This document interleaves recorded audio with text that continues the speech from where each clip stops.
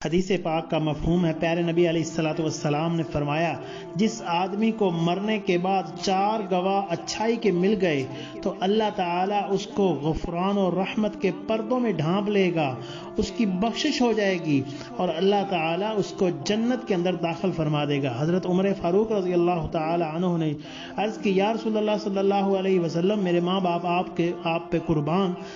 اگر کسی کو 3 گواہ مل گئے تو حضور علیہ الصلوۃ والسلام نے فرمایا اس کی بھی بخشش ہو جائے گی۔